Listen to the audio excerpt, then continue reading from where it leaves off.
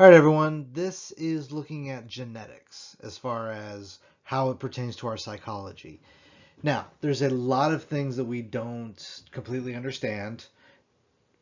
In fact, in all honesty, we're only really beginning to scratch the surface of it. So, kind of be aware and think about that for a second, because what this means is when your children are taking high school psychology, this may be out of date. There may be a lot more added to this. And what this means for us, well, we'll see where that goes in the decades to come. So, kind of like what I said earlier, the whole question of genetics is still under a lot of investigation, a lot of study. And the big question is how much of us is determined by our genetics. And this is kind of the nature-nurture debate. The nature side is our genetic side, the nurture side is our experiences. And this is one of the big questions. How much of our personality, how much of us is determined by genetics? How much of us and our personality is determined by our experiences?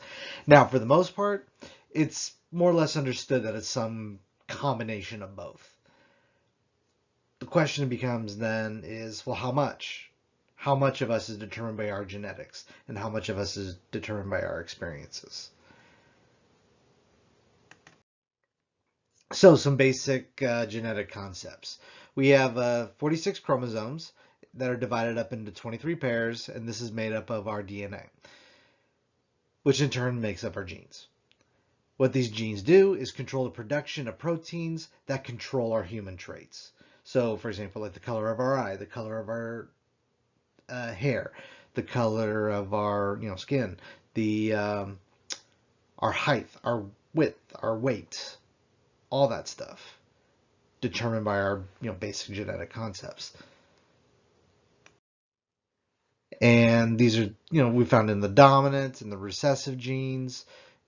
Pretty much a dominant trait is expressed over the recessive trait. So for example, dark eyes are dominant, blue eyes are recessive.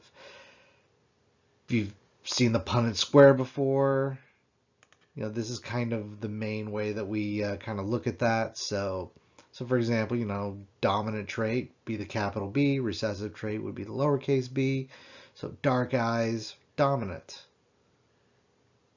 So, 3 out of 4 chances of having a dark-eyed child. So these are, basic Punnett square stuff you learn in like middle school and high school biology.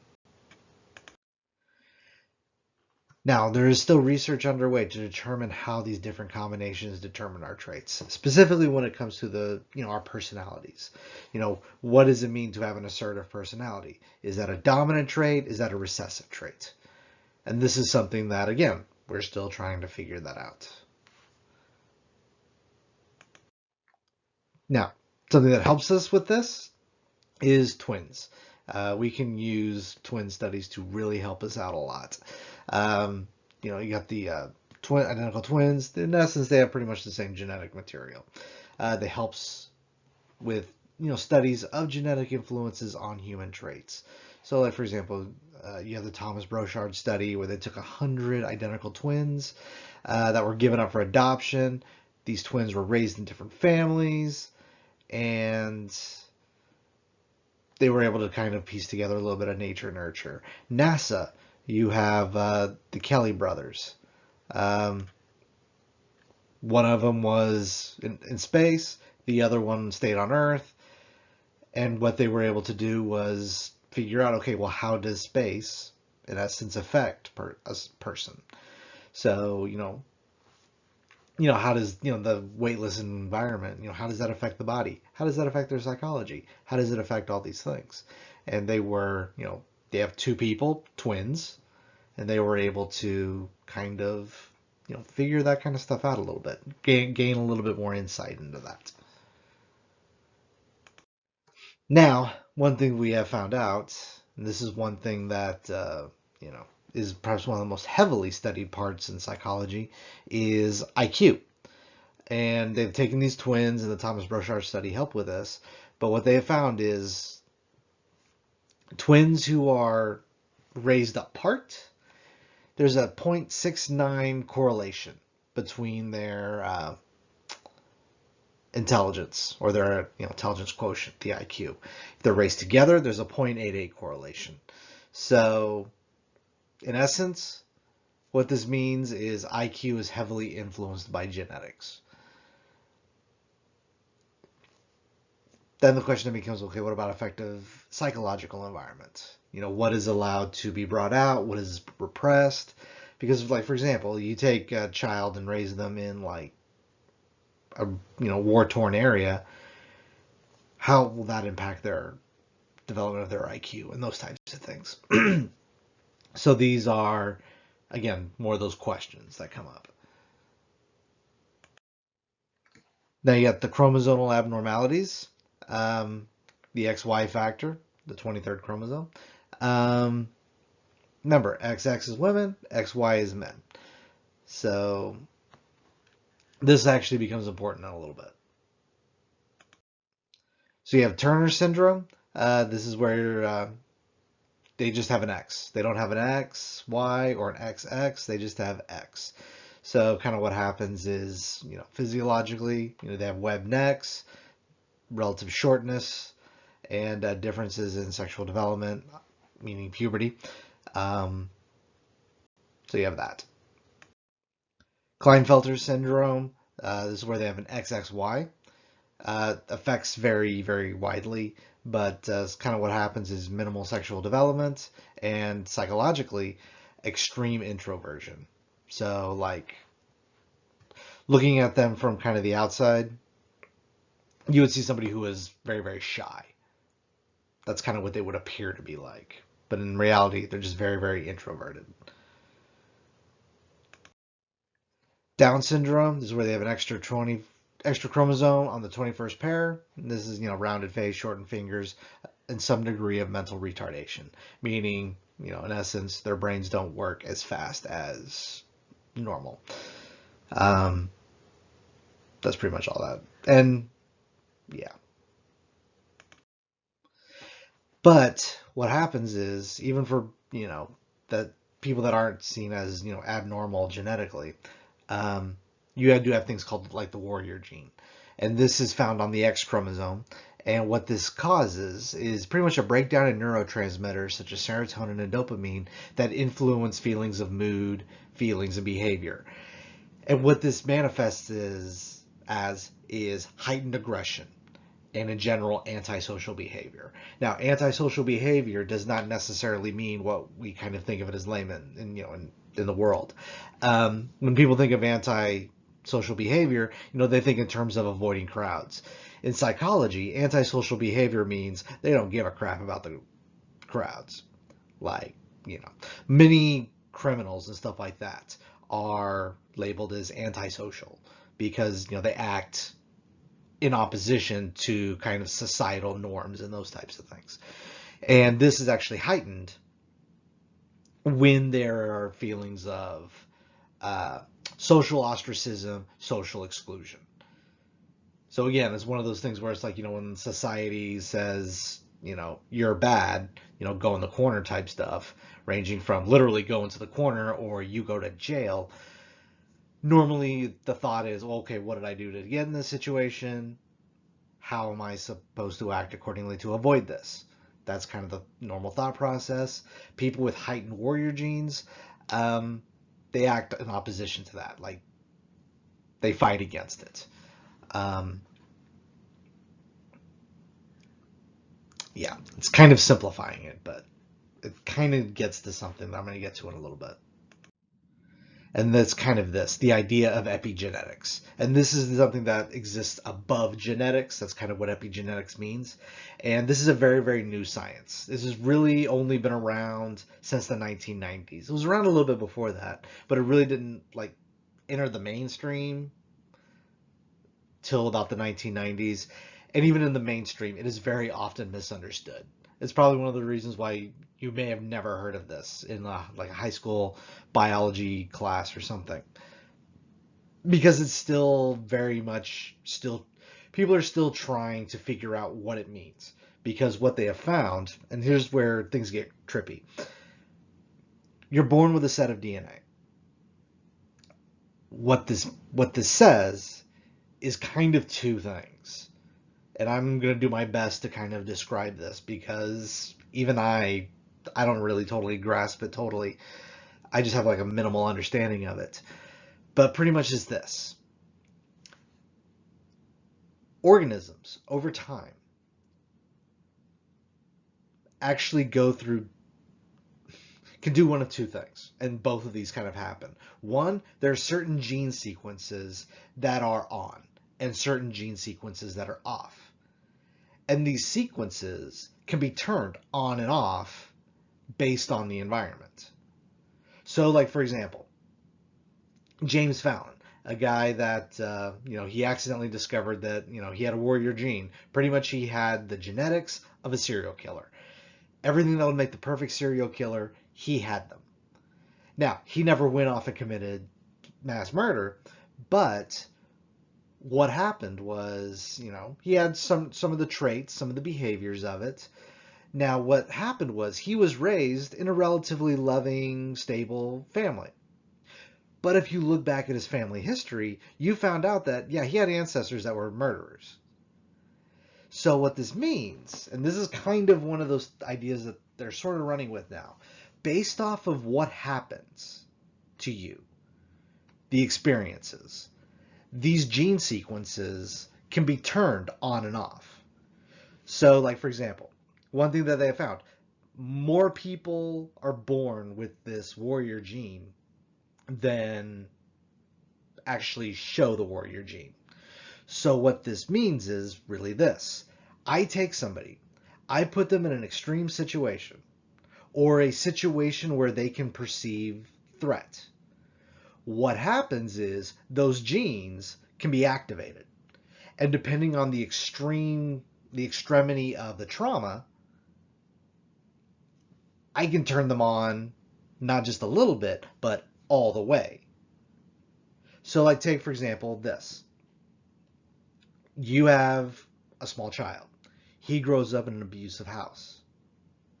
He perceives threats all around him. So that gene is activated. Fast forward a little bit later, that child grows up to be aggressive. He grows up to be maybe an abuser himself. He grows up, more intense, into a more intense adult than normal. And that was because those gene sequences, for lack of a better term, were activated when he was relatively young. Then, and here's kind of the scary part, you can pass down those activated gene sequences to your children. So, little Timmy, who grows up in an abusive household, those warrior genes are activated. When little Timmy has children, those children may be born with that warrior gene already activated because they're already activated in the father. So again, this is one of those things where, like epigenetics, it's kind of creepy because what this means is the actions we take now, the actions that you take on as a child or as a high schooler or a middle schooler or a young adult can have an impact on how your grandkids turn out. And that's one of those things with, now that's kind of the scary side. On the positive side, what this means is actions you take today can have a positive impact on your grandchildren. So like, for example, one thing that we are hardwired to as people is to store fat. That's one of the reasons why we have the, quote unquote, obesity epidemic. Because as a species, we have evolved without being able to eat all the time. Like the idea of eating 3 meals a day, 3 big meals a day, is a historic freak baby. Because, again, throughout human history, we've had to make do with not necessarily having a meal a certain day. Our ancestors missed the odd meal for a week. That's one of the reasons why when you look at China, the whole Kung flu thing, the COVID virus, the rumor, oh, somebody ate a bat and that was what caused it. People are like, well, why do they eat bats in China? That's because they have a culture of starvation. Mao's Great Leap Forward that killed about 20 million people, some estimates. You have a culture where you don't know if you're going to eat, so what you eat is what you eat. Like what you see is what you eat. So you take that, apply it to a modern day American society. We are a species engineered to survive on very little. We live in a time of great abundance. So our bodies, which are hardwired to store nutrients as much as possible, because evolutionarily speaking, we don't know what tomorrow holds. So what does this mean for us? What does this have to do with epigenetics? You take time now. You actually train certain behaviors. And this is the really crazy part. And rather, again, this is one of those things where some people say this is crazy talk. Some people say might be some legitimacy to it. If you train certain behaviors, things like moderation, things like, taking care of yourself, healthy activities, healthy body, you can pass that down to your children. And even certain behaviors, you can pass those down to your children. Partially by teaching them, partially because there's a kind of school of thought within eugenics that says that even some of our basic behaviors are actually programmed into our DNA. So certain actions, certain habits can actually be encoded into your DNA, and then you can pass those down.